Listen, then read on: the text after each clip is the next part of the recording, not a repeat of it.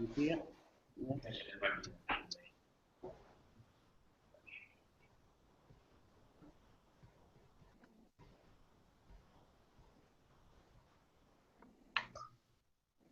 Hold, please. This appears as if we're live, right? Yeah. Okay, perfect.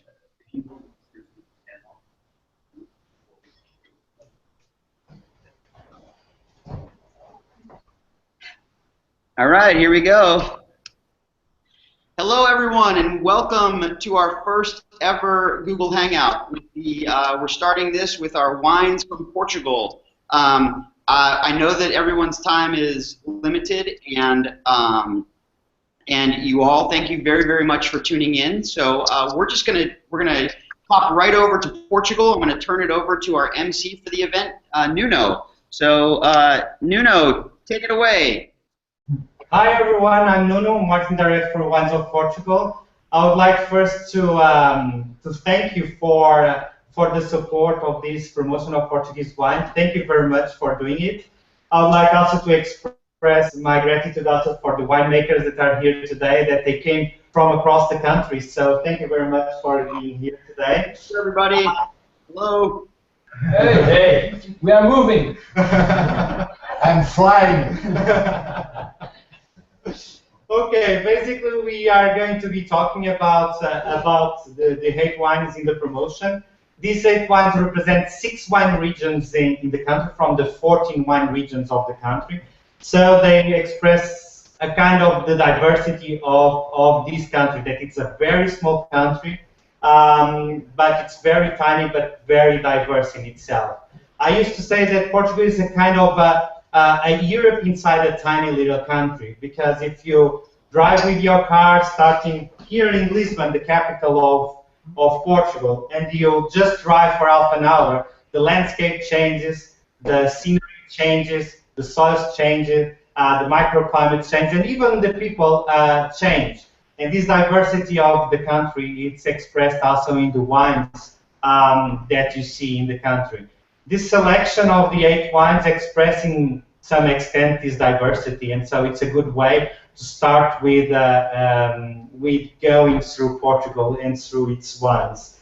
I would like to first introduce the first wine. It's a white wine, the Lima 2014 from Falua.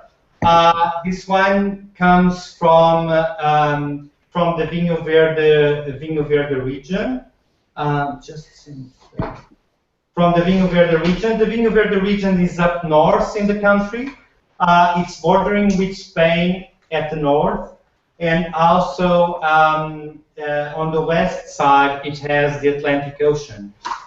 It's called Vinho Verde because verde means green, so it's the greenest part of Portugal. Why? Because it's the region in Portugal, and I would say also in the entire Europe, where it rains the most.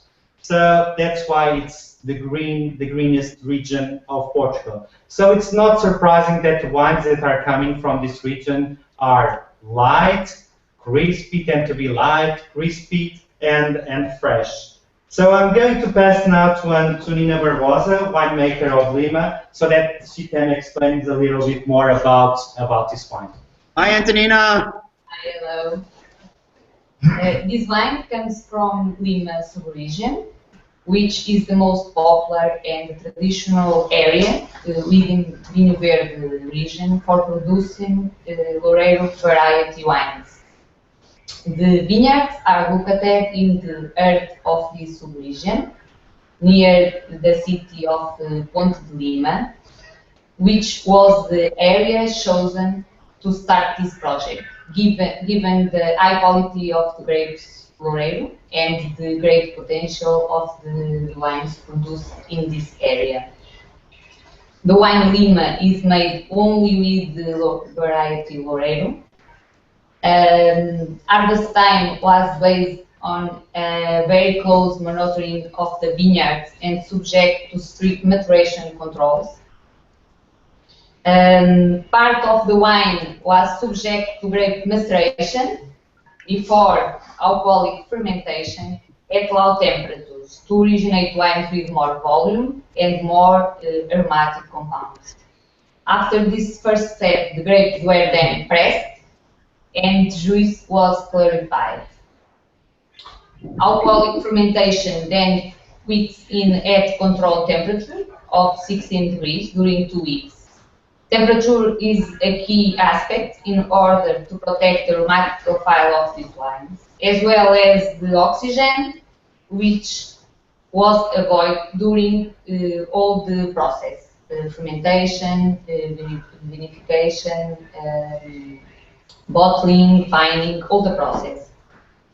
To prevent any type of oxidation and in order to have wines which can maintain their quality during long periods and thus with more aging potential. Regarding the wine itself, the Lima 2014 has a citric color.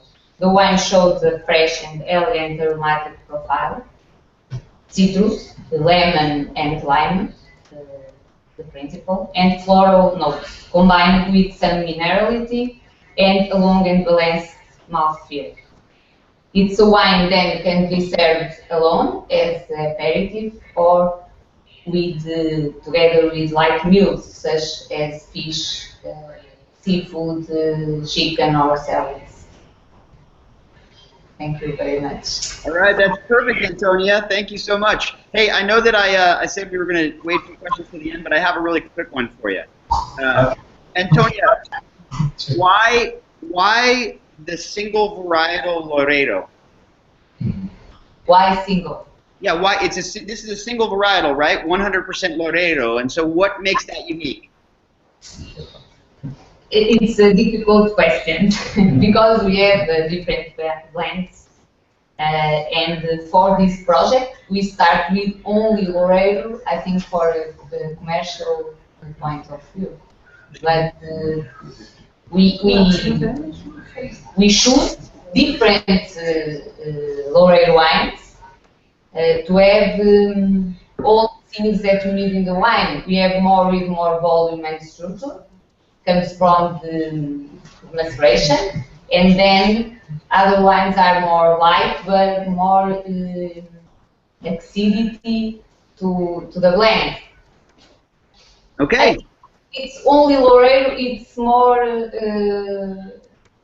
commercial decision. Yeah. Well, it's beautiful, light, fresh. I think it's a perfect wine for the springtime here in the U.S. So thank you very much, Antonia. Thank you very much. Okay, so I'm stepping in again. So let's move on to the second wine. It's a white wine as well. It's from it's the Monteverde 2014 from Esperão in the Alentejo region. So the Alentejo region is the widest wine region in the country, in the south. So this region, when we were talking before about the Vinho Verde region as being the region in entire Europe where it rains the most, the region in Alentejo is the region in entire Europe with the largest amount of hours of sun per year. So the weather is warm.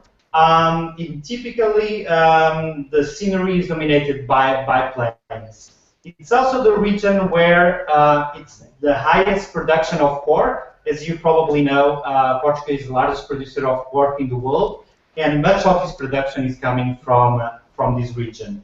So to know more about this wine, we have here Sandra Alves, winemaker of the White Wines of Esperão. So I'll pass it on to you to explain your wine. Thank you, Nuno. So first start, I'm sorry, my English is not so good as that, so hopefully you can understand what I try to explain about Monteverde White. So I think, but for me, Monteverde shows exactly what Nuno is saying about the Alentejo region, because in the region there is warm, where the land is flat. When the harvest time is really warm, around 35 degrees during the day, but when the temperature during the night it drops to 15 sometimes. So the wines must be really intense and powerful. And I think that even Monteverde as a white is still, you can feel this kind of intensity in this wine. The grapes, that's Portuguese grape variety, so it's a great opportunity for you as well see, to taste these Portuguese grapes. Perunda, it's quite old-fashioned grape variety from south, and Tombar as well, and the Roupeiro. So they are all three vinified in stainless steel tanks with some time with lees, and in order to have a wine that is fresh at the same time has some mouth feeling, some intensity in the end. So what can I tell you more about mouth value? All these three great varieties that we are able to show in this wine. So whereas Tomvar is more citric, and I think you can feel this kind of sweetness in the wine. Roupeiro is more like stone fruit, more intense, and Peru that give you more this kind of powerful in the mouth feeling, this kind of what's the word for this more? Wait. Yes, more weight. Thinking now. Well, I think it's that 2014. Unfortunately, it was not so well. It still was warm, but not as warm as previous years. So we have around 30 to 35 maximum temperatures during the harvest time, and I think you can feel this in the wine as well, because it's really intense, it's really fresh, and you can feel this kind of acidity in the end. No, that's wonderful. Tourist is saying like this to me, so I think is that. Yes. Thank you, Sandra. That's very quick question for you as well. So this wine, I mean, it's beautiful, and it's complex, and it's certainly it's a blend of grape variety. So what for Americans, what would you think that it's similar to? What would you if an American consumer said, I like such and such a wine, would I like this? What wine do you think this would be similar? And knowing that it's completely unique, but what wine would you compare it to? Yeah, well, for you guys, I think maybe some Anoka Chardonnay, because you can feel this sweetness, but at the same time this kind of powerful mouth feeling in the end. So maybe that. Okay, perfect. So unoaked Chardonnay. If somebody said, I like unoaked Chardonnay, which one of the Portuguese wines should I drink? It's grape variety, with Portuguese grape varieties, like exotic grape varieties. So please, I want value. Thank you, Sandra. All right, moving on. Any further questions, or can I step in now? Go for it. Go, Nuno. Okay, very well. Okay, so now we have passed the two white wines. We are moving into the first red. And I just want to quickly say that in our deck we have the Orlana Rosé, but sadly the winemaker couldn't be with us today, and so we're not going to really talk about that because we have all these great folks here. But just for those of you who are watching, we're going to move right into the red. So if you're following along, we're going right to the Paraquita. Go ahead, Nuno. Okay, so we are going into the reds, but before going to the reds, I would like to drop some notes about Portuguese wines and Portuguese reds. There was an interesting article by Jancis Robinson by the end of 2013 about her 13 years of tasting wines, and she published the statistics of the scores of the wines for different countries. And particularly the red wines, and Portuguese red wines were the ones scoring the highest. So she was considering, after 13 years tasting wines across all the world, thousands and thousands of wines, the Portuguese reds as some of the best in the world. And recently as well, in this year, Wine Spectator has just released their statistics of all the wines they have tasted in 2014, both whites and reds, and it was interesting to see that 11% of Portuguese wines were ranking the highest, so between 95 to 100 points. And this percentage, 11% of the wines, it's much higher than any other country. So, and this is both reds and whites. So I would like to drop this note as well for you before moving into the next wine, that it's the Periquita 2013 from José Maria da Fonseca. This wine is from the Peninsula de Setúbal. Peninsula de Setúbal is this region here. So the capital Lisbon is here. So Peninsula de Setúbal is just south of the capital. This region is very well known for the long, wide, sandy beaches, and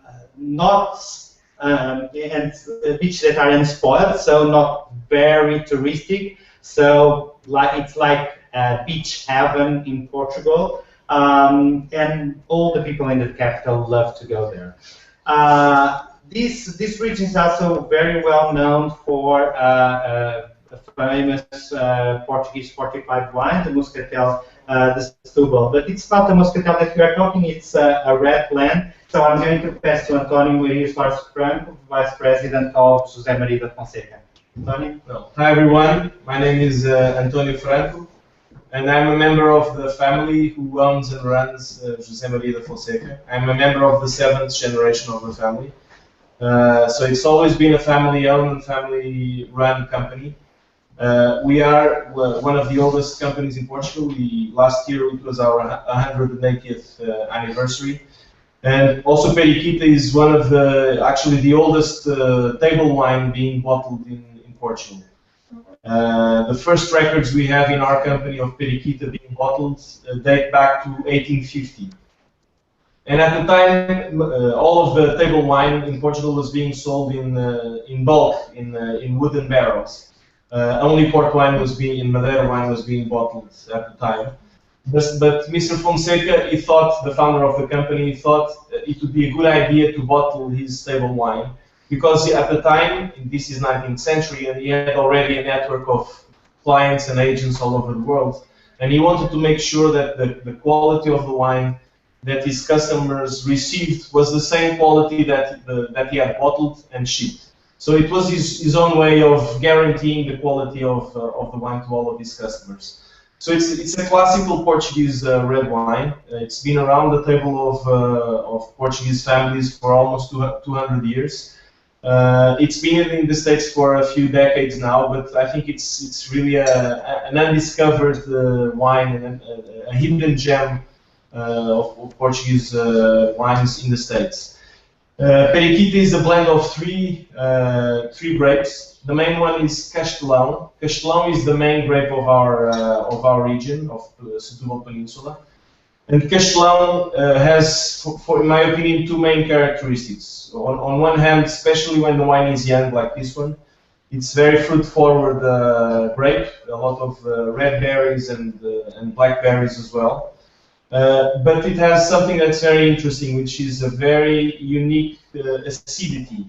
The acidity is very important when you're trying to combine the wine with food, to make it a gastronomical wine, and also for aging. And Periquita is very well known for aging. The other two grapes are Aragonés, which is Tempranillo in Spain, and Trincadeira. And I believe my time is up, so I'm up for any questions that you might have. Awesome. So we do have a quick question for you, and as you mentioned, this the way that I think I understood it was you have records of this being the first wine bottled, dry red wine bottled for consumption. How do you tie the history of that original wine style using the modern winemaking techniques and modern flavors? Like, how do you tie those two things together, or how do you feel like the wine has evolved over the last 200 years? Well, I think nowadays, of course, you use different winemaking techniques. The wine, in the beginning, the way the vinification of this wine allowed it to age for many decades. Actually, I tasted Periquita 1938 last week, and the wine was showing just amazing. So at those times, the way the vinification was being made for wines to be consumed for a very long time. Nowadays, the vinification is done in a way where the wine is already very, very elegant and able to be consumed at a very young age. So this wine is 1.5 years old, and it's already very well. It's well balanced, and it's a wine that you can consume right away. All right. Thank you, Antonio. Okay. Thanks, Devon. let's go and move to the fourth wine. It's the red blend as well, the DAC 2012 from Alves Castro from the Dão region. So the Dão region is a very specific and particular region in Portugal, in the north and in the interior of the country. This region is surrounded by 4 mountain chains. So it's a very well protected wine region, protected from the cold winds of the Atlantic, but also protected from the stormy weather from continental Europe. So it's a kind of winemaking heaven there, and typically the wines that come from here tend to be very elegant. To talk about a little bit about this wine, we have Maria Castro here, and she's going to present her wine. So Maria. Hello again. I'm Maria. I'm working with my father, Álvaro, in Quinta da Pelada. Since I remember to be a person. But my father established a family tradition, and we start to bottle the wine. Sais have already very antique historic regions. There are some regions, like you say, from. I never say the numbers well. Give me help. 1580, 1058, 1580. Yes, that size paid to the tax to the king, 2 barrels of wine. So, for that, we can conclude that also in that time the taxes were high. But like you say, in that time it was used to everybody make wine in gross, and in the time of my grandfathers they make wine already, but they sell it on gross. Yes or no? And about Dão, that's the most important thing, I think. I should say, like Nuno was telling you, Dão is a high region. We are on the base of our highest mountain, Serra da Estrela, and we have the 3 mountains that protect us from the winds from the south, the Serra da Estrela, the Atlantic, that is the south, and Caramulo from the north. So Dão is really the beautiful region in the world. And we can produce perhaps the better wines in the world. And I'm saying this, and I think I'm not a pungent person to say this. I really Completely unbiased. You know, it's a very difficult region. We can make very, very good wines and also the lousy wines. And you know, from the history of Dão, there are a lot of lousy things, but it's better we don't talk about it. But I'm saying that it's really a difficult region on account of this. You really have to know the region, and I will take a little bit more, and to know the region and really understand. And our philosophy, me and my father, is to make more and more natural wines in the sense of making wines that really show the earth that they come from. And this DAC, that means Dão Alves Castro, DAC, the letters, is a entry-level wine, but it's very easy and simple, and it still has a lot of character, and it really show the parcel of tinted size where they come from. It comes from. Sorry. Awesome. Thank you, Maria. So quickly, so aside from your father, you work with your father, but what other influences have you had? Like, who has been a major influence for you, and what did you learn from them? What? So aside from your father, who you work with, are there any other winemakers that you worked with, or any other influences? I remember we fight all the harvest with the exception of 2 years ago, because we have a new guy working with us, and we still have some confidence with him, so we start to fight with him. It was good for me. Very good. Normal, but we, of course, working with in family, it's difficult, probably you know, but it has good and bad things. And for now, I think we are established. And one thing we never have big fights is in the style of the wine, and that's why I never make my own wines as a lot of persons like Felipe, for example, because I have think about that, but after I think to make another wine, why? Because in the end I will look for the same thing of him in the wine, and that thing is to make natural wines in that sense, wines that really show you what Dano is and what that person at home could show you. And so in the style of the wine we never discussed, we normally agree and we have the same ideas. All right. Thank you, Maria. Okay. Okay, thank you. So let's go to the fifth wine. It's the red blend from Luís Pato 2012 from the Bairrada region. So Bairrada is a region on the south of Oporto. Oporto is here. It's the second largest city of the country, as you know, and Bairrada is on the south. It's a region with a very high influence from the Atlantic Ocean. It's also a region very well known for the sparkling wines. 65% of the production of sparkling wines in Portugal come from this region. And it goes very well hand in hand with the famous local dish, the suckling pig, and that is very typical from this region. One of the most expressive grapes from this region is the Baga, grape variety. One of the grape varieties that it's as well in this wine that Luís Pato himself will explain now for you. Luís? Hi, I am Luís Pato. Nice. You like the bow tie, Luís? Yes, of course, with the duck. I put my face on the label.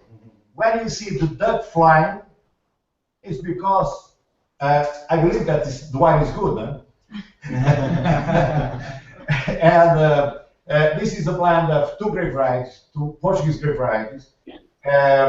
Baga, 60% Baga from chocolate soil from own vineyards, and also some Touriga Nacional, 40% Touriga Nacional from sandy soil, also from my vineyards.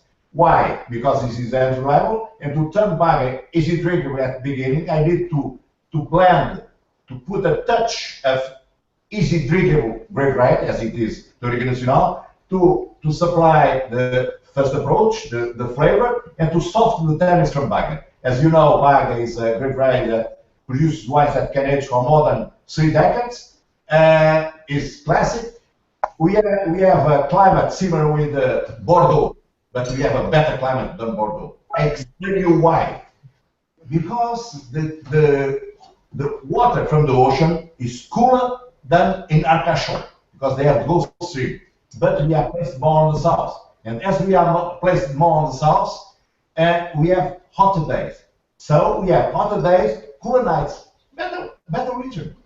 But what seems to be that Baga can be more Bordeaux-like than Burgundy-like or than Barolo-like is not true. It's more Burgundy-like or Barolo-like because Baga is cousin from these two grape varieties. Sometimes looks more Bordeaux, more Pinot Noir, and more Burgundy, sorry. Sometimes shows the tannins, strong tannins from a good Nebbiolo, a Barolo. Of course, this is on the chalky clay that does the difference against Bordeaux. Turns us close with the Burgundy of Barolo, of course. That's awesome, Luís. And you even took my question. I was going to ask, why Baga or what's so special about Baga, but you just answered it for us. So It's a good question, Devon, because the Baga was looked by my neighbors. Imagine, Baga till 15 years ago was dominant in Beirut. 95% of the vines were planted with the Baga. And my neighbors were saying, Baga is not good because we can produce only great wines twice in 10 years. But then they never saw why. You understand? Yep. And what I did, I learned the process to try to turn Baga softer. And what I discovered, the Baga problem was that to produce red wine, the yield was too high in our climate conditions, but to produce sparkling wine is too small. So what I started to do in 2001, 2 pickings at 2 different times. I pick at the end of August to reduce the quantity from left grapes to turn them more with better polyphenolic ripeness. And at the beginning I do the first pick, not green harvest because I am the owner, you know. I do sparkling wine because at that time they are ripe to produce sparkling wine. They are light with high acidity. They are fantastic to produce sparkling wine, and because also the relationship between Baga with Pinot Noir. And with this process, I can do 2 different products with much better quality. And now, instead to produce twice great wines in 10 years, I produce 8 times in 10 years. That's the difference. All right, thank you, Luis. Thank you. We're going to move on to the. Okay, so thank you, Luis. Let's go and move to the Douro wines. So the next 2 and last 2 wines are from the Douro region. So talking a little bit about the Douro region, it's the. Oh, sorry. Okay. So the Douro region, it's, as you know, one of the oldest wine regions in the world. It's also a breathtaking landscape, and it's a World Heritage Site. And the Douro region starts in the border with Spain, goes along the River Douro, and that's why the region is called Douro, is because of the river. And then the river continues till Oporto and meets the Atlantic Ocean in Oporto. So the Douro region starts in the border with Spain and goes to the frontier with the Vinho Verde region. This region is very, very complex, and it changes dramatically. There's a lot of influences here, influence from the river itself, from the altitude of the vineyards, from the schist soils, and also from the facing of the vineyards towards the sun. Depending on the side of the mountain where they are, it increases also the diversity and the complexity of the wines. And also, this is the region where port wine comes from. So there's a long experience in making blends. So skillful people making blends in this region. So we are going to move to the next 2 wines. So the first wine is the Esteva 2013 from Casa Ferreirinha, from the Sograp group. And to present the winemaker, António Braga is going to talk a little bit about this wine. So go ahead. Hello to everyone. So António Braga from Casa Ferreirinha to speak to you about Esteva 2013. Casa Ferreirinha, it was founded in the 18th century. It's a family-owned company, and was founded as a port wine house. But back in 1950s, we were quite innovative because we made a red table wine in the port wine region. So we changed a little bit things, and we did it with Barca Velha, which is still our top reference wine in our range. Back in the 80s, we started producing Esteva as our entry-level red wine, and the idea with Esteva is to put Douro in an easy, straightforward, fruity way, of course, using our Portuguese grape varieties, mainly Touriga Franca and Touriga Nacional and Tinta Roriz.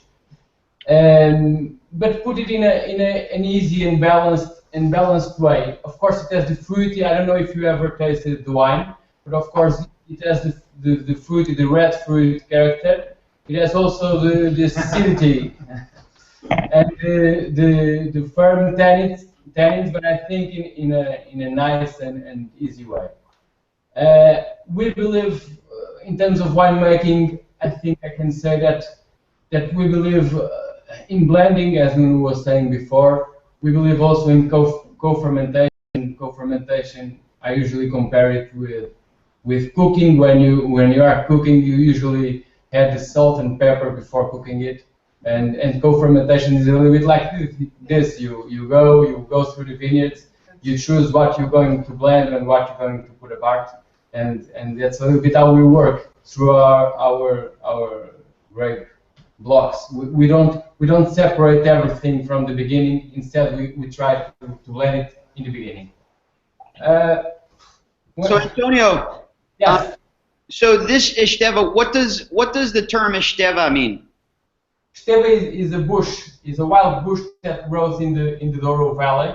It is quite aromatic, and I think you can feel in some years, in 2013, you can feel definitely a little bit of Esteva in the glass. And how?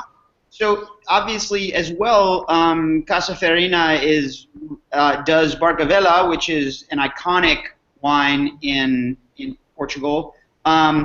What sort of? I mean, that's two wildly different levels of production. So talk to us in the context of that. What makes what's the philosophy behind Esteva? It's amazing because the philosophy. It's a little bit the same in both wines. Of course, with quality levels difference, a huge difference. But the idea is always to have balanced wines, food wines. They are not contest or flashy wines. They are for table. They are for good moments. They are for enjoy. I was thinking today in the car when I was driving here from the Douro about this thing of selling, and I think. You have two moments. You have your first moment, and that's this one when this is the first bottle moment when you think about the packaging and the label and everything and the price of the promotion. And then you have the second moment, which is the second bottle. That's the one. When we think about, I think it has to do with winemaking. The second bottle that you sell, it's my responsibility, and that's our philosophy. It's to put everything in the bottle to sell the second bottle. That's very well put. Thank you. Thank you very much, Antonio. All right, let's move to the last but not least wine of the day. Exactly. Let's move then to the Quinta do Crasso 2013, also from the Douro regions. The chief winemaker from Quinta do Crasso, Manuel Lobo, will present the wine. Manuel? Okay. Hello, everyone. I'm Manuel Lobo. I'm a winemaker of Quinta do Crasso. First of all, it's a great pleasure to be here with all these fantastic Portuguese wine regions. Of course, the Douro for me it's very special. Antonio already spoke a little bit about the region, but I must say that the Douro it's a very, very complex region, and it's still a region that we still have a lot of things to study. I did my studies in winemaking, and I had the opportunity of working abroad in some countries abroad. I had some experiences in the US as well, fantastic. But when I came to Portugal, I wanted to come to the Douro because I think there is still a lot of things to study. It's a very complex region. The viticulture it's very complex. So it's a mountain region, and like Nuno was saying, and for me it's very important that, for me I consider the Douro a huge puzzle with so many different pieces, and it's the job of the winemaker to put each year to pick the right pieces and put together to produce a balanced wine, like Antonio was saying. Talking about Quinta do Crasso. Quinta do Crasso, it's one of the quintas with a long tradition in winemaking in Douro. We have the first registers of winemaking in 1615, a long time ago. I don't know if the wine was bottled or not, but we have those registers there. Of course, the region was very focused in producing port wines. But nowadays there are a lot of companies that are focused in producing very high quality dry wines. Quinta do Crasto is a family-owned estate that is very focused in the production of high quality wines. The Crasto Douro Red 2013, it's a wine that is very important for the estate. It's a blend wine, a blend that for me as a winemaker makes a lot of sense. First of all, we have the fruit is coming from two sub-regions of the Douro Valley. One of the region, it's the Upper Douro, which is the hotter region in the Douro region. So it's near the border to Spain, where we don't have almost any rain. So 300 millimeters of rain per year, it's normally what we have there. And the other part of the fruit comes from the middle region, so Cima Corvo, where we can have more freshness. There is a little bit of more rain, so we can have more natural acidity. So more concentration in the upper region, more freshness in the middle region. This specific blend, it's a blend of 4 Portuguese grape varieties. Again, here the Portuguese grape varieties are very important for the Douro because we have a large diversity of Portuguese grape varieties. But especially here we have 4: Touriga Nacional, Touriga Franca, Tinta Roriz, and Tinta Barroca.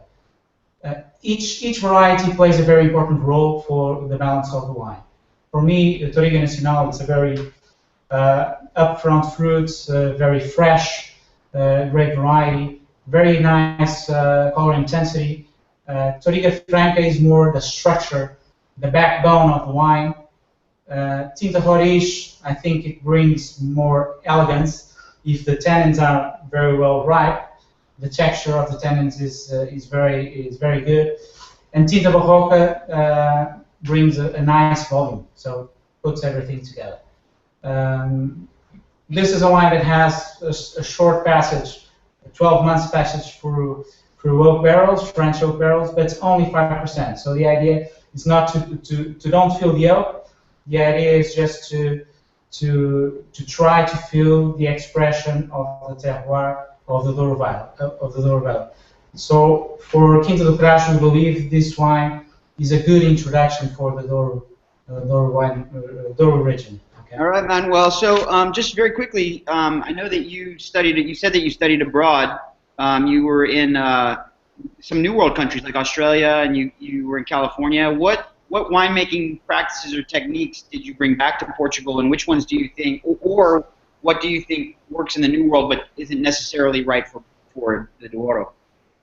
Well, my journey through those countries, and it was fantastic. In Australia, I worked in a very large company, so that company it was very important because to try to understand the layout of productions, the new techniques, the economic side of the job was very important. In the US, I've worked in a winery. I don't know if I can say it. It's in Chateau Montelena Winery. So it was a more focused winery for high premium wines, with a winemaking that was very focused in the terroir of their vineyards. So new techniques, new things, new people. You always learn fantastic things. But when we come to our country, to Portugal, it's very important that I don't want to do Australian wine or an American wine. What I want to do is a Portuguese wine with our own identity. But if the techniques that I've learned outside are going to help to create a better wine, that's I think it's very useful. All right, thank you very much, Manuel. And so that concludes our presentations. But I do have a couple of more questions that were emailed in. I'd love for just to put them out to the group. We have a few more minutes here. We're right at 45 minutes, but I feel strongly that we can take a couple of questions. So these are just for the group from one of our regions. Do you what is the the wine industry in Portugal, what is the take on sustainability, organic growth, biodynamics? Is anyone using those practices, or where do you feel that that falls in the importance in the Portuguese wine industry? Who wants to answer this question? So organic wines, biodynamic. No, I can answer your question. Biodynamic, I agree with you, is a long tradition in Europe. When there were a lot of handwork.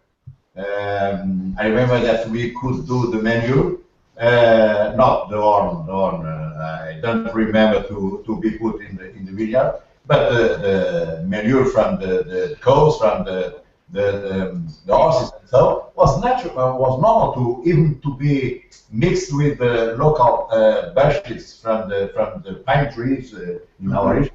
Yes. This was normal, but biodynamic, you see, we believe what we don't believe. We must be religious. You understand? About organic, we have a big problem because in Europe, you need to look at Germans that influenced the law. We can put a lot of sulfur. In the United States, as you know, organic wine is without sulfur. Right. So we can say what is organic wine in Europe is totally different from organic wine in the United States. Sure. Maybe it will be a good step to follow organic practices. Yes. Why? Because we are a poor country. We need to spend less chemicals, less products imported from the rich countries in Europe. Not because we are a poor country. I don't agree with you in that part. I think we should make organic agriculture or natural agriculture to make natural wines like I was telling about this DAC, because it's better.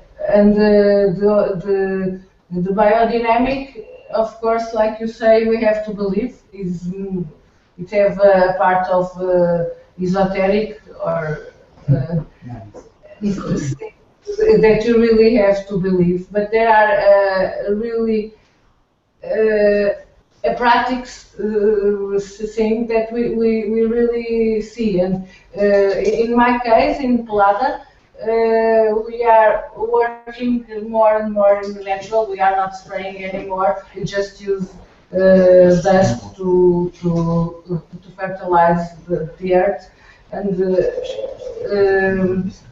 we are more and more making the things like in the old times, because it's better. And making this process, we make better wines. Can I speak just a little bit, because I have no time about this wine? Because we start talking about all that things, and after it's a problem of myself. I started talking and talking and. But, Maria. We use the typical grapes of down region, the Toriga, Jain, Tinta Roriz, and Alfrocheiro, of course, and it really has the down style in the sense of elegance. If there are elegant wines, and elegant region is down. This wine is. I'm so sorry. This is what I was hoping for. I'm gonna move one more question though. I have two more questions for you. So Sorry, Manuel has let to have something. me just interrupt. If you check Quinta do Crasto back label, the bottle, you can see a symbol there's a spider and says eco-friendly. Okay. yeah. So just very quick, just to explain you this. Yeah, exactly. There's the spider. Okay, so we've been in Crasto since 8 years ago. We've been doing a lot of work in viticulture, and we are trying lots of different things. Of course, organic we have some of our parcels are organic. So we have quite a bit of experience by working the vineyards in an organic way. But we already have some answers for that, as in the management at the vineyard and also in the winery. And the result is very interesting. But above all, we decided to call eco-friendly, because depending on the year, you can have a more difficult year if you need to do a treatment or not. Douro is a very complex region, so if we need to give something to the vineyard, we will do it. Okay. What we try to do with the eco-friendly system is to be sustainable and to achieve the natural balance. And in the winery, we need to understand very well what we receive from the vineyard and try to extract that natural character, the terroir. For us, that's the eco-friendly concept. Okay. Very good. And so, one or two more questions from me and from our group. So what, other than the native grape varieties, which what we find really awesome about all of these wines is that these aren't just, you're not just doing variations on, the Cabernet Merlot, Chardonnay theme. You're actually using native grape varieties. What, other than those native grape varieties, those unique grape varieties, what does make the wines of Portugal unique? What is the common thread that makes these wines different from the rest of the winemaking world? May I start? Well, for starters, Portugal is a very, very small country, it's a tiny country, and it's completely different from south to north. So just for start, and then we have around 200 to 250 different varieties. And more than this, we have produced wine since the Roman times. So how it could not be a great wine? The question is, we need to promote, we need to show. That's what we are doing now. That's what we are doing at this moment. So at this stage, it is all this richness, it is different geography and land and soils and weather. So that's what we are. Thank you, Sandra. Person. And persons, of course. Always most important. Yeah. Persons. also we like a lot everything that has to do with food and oh, we love it. friends and wine, and we are doing wine for some years now. So I think we have some experience. And we are also waking up for new techniques. So I think we are in a good blend, and blend it's a good word when we are talking about Portuguese wines. Yes. We are in a good blend as a wine country. About blend, let me just very, very quickly one, because I think we all believe a lot in blends, and sometimes when I speak with you, well, with the United States people, for instance, people just don't understand very well what is a blend. But a blend is, you choose the best thing from different grape varieties in order to create, the best wine. It's not to hide something. No, when we choose, 3 or 4 or 5 or 6 grape varieties, we are always looking for the best parts of each different ones, in order to create, the best group.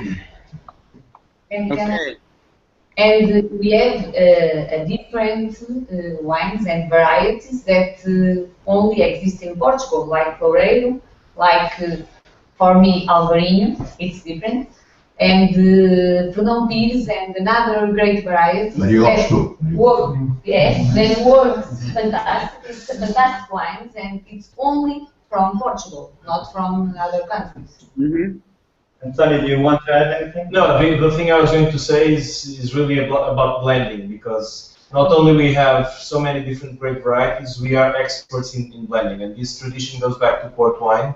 Yeah. And this is a thing that really, apart from the grape varieties, that characterizes and distinguishes Portuguese wines from the rest of the world, is the art of blending. And I think Portuguese winemakers are really artists in terms of blending and getting the best qualities out of the different grape varieties. That's perfect. Thank you guys very much. Do you have anything? Do you have a closing at all, Nuno, before I take it away? If there's no more questions, I would just like to thank you, all you guys, for attending today. Thank you to all the winemakers to be here, and we are fingers crossed that this is going to be a great promotion, that you'll get even more excited than you are right now. So fingers crossed. And let's all wear these t-shirts from now on. You all, thank you. You're beautiful, articulate. Your wines are amazing. We are so thankful and appreciative that you've joined us here today, and we cannot wait to do this promo and to sell these wines and really promote the country of origin of Portugal. So thank you all very, very, very much for taking the time today, and we're gonna sell some Portuguese wine. So Thank you. Thank you. bye, everybody. Bye. Thanks, guys. Bye-bye. Thank you.